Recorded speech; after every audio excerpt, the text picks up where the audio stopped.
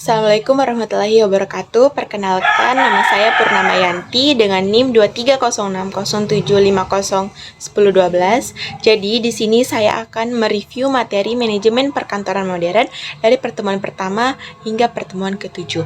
Nah, adapun materi yang akan saya bawakan yaitu terkait definisi manajemen perkantoran modern, ruang lingkup manajemen perkantoran modern, lingkungan perkantoran, dan komunikasi. Nah, di sini saya akan menjelaskan materi yang pertama yaitu terkait definisi manajemen perkantoran modern. Manajemen perkantoran modern itu adalah proses perencanaan, pengorganisasian, pengarahan, dan pengendalian sumber daya kantor dengan tujuan untuk mencapai efektivitas dan efisiensi. Nah, adapun ruang lingkup manajemen perkantoran modern itu yang pertama ada perencanaan perkantoran, di mana ini untuk menetapkan tujuan dan sasaran kantor. Yang kedua ada pengorganisasian kantor, di mana ini untuk menentukan struktur organisasi kantor, pembagian tugas, mengatur kerja.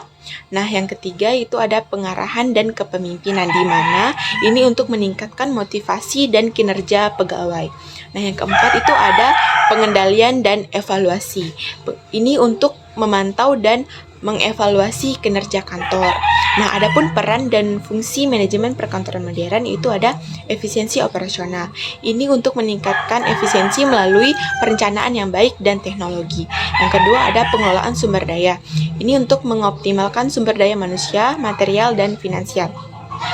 Nah, ada juga pengendalian kualitas untuk memastikan standar kualitas, inovasi, dan adaptasi, di mana kita harus beradaptasi dengan perubahan teknologi. Nah, yang kedua itu organisasi kantor adalah sebuah rangka besar tempat orang-orang melakukan kegiatan untuk menerima, menyimpan, mengolah, dan menyajikan informasi, serta merawat aktiva. Hal ini dilakukan dengan menyertakan prinsip, unsur, dan asas organisasi kantor agar kegiatan berjalan dengan baik dan lancar. Adapun tipe dan bentuk organisasi, yang pertama itu organisasi lini atau garis, struktur sederhana dengan komando langsung dari atasan ke bawahan. Yang kedua ada organisasi lini dan staf, ini lebih kompleks dari lini. Nah, yang ketiga itu ada organisasi fungsional di mana pengelompokan berdasarkan fungsi spesialisasi. Yang keempat itu ada organisasi lini dan fungsional, kombinasi dari lini dan fungsional. Yang kelima itu ada organisasi lini, fungsional, dan staf, bentuk yang lebih kompleks dengan menggabungkan 3 elemen.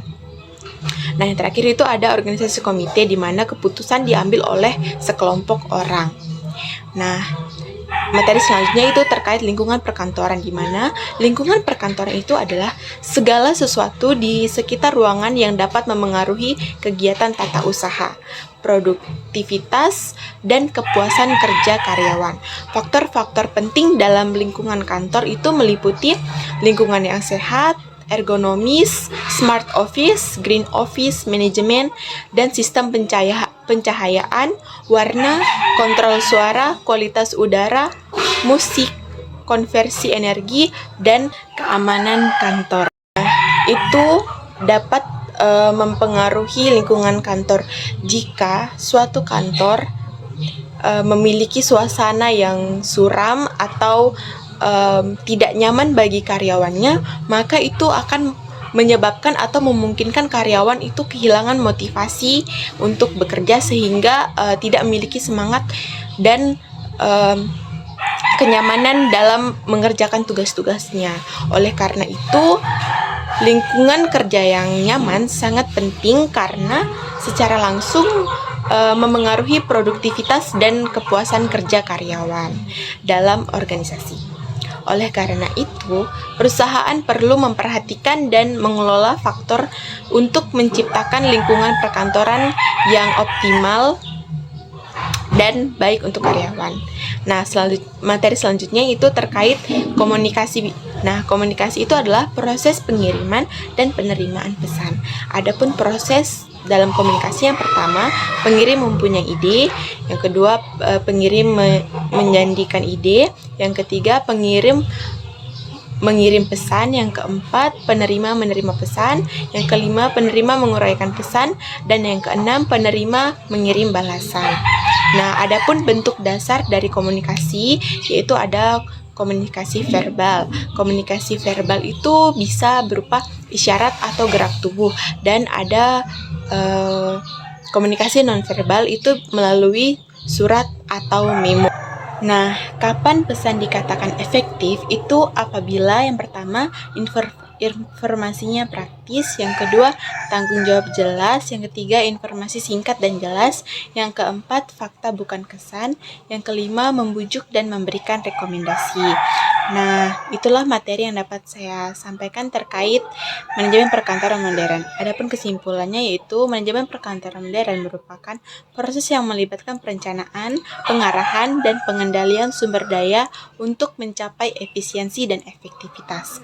Nah, peran dan fungsi manajemen perkantoran modern meliputi peningkatan efisiensi operasional, pengelolaan sumber daya, serta inovasi dan adaptasi terhadap perubahan teknologi. Lingkungan kantor yang nyaman dan ergonomis sangat penting untuk mendukung produktivitas dan kepuasan kerja karyawan, serta komunikasi yang efektif baik verbal maupun nonverbal juga kunci dalam menjalankan manajemen perkantoran modern yang sukses. Nah, itulah tadi review materi terkait mata kuliah manajemen perkantoran modern. Sekian dari saya. Wassalamualaikum warahmatullahi wabarakatuh dan terima kasih.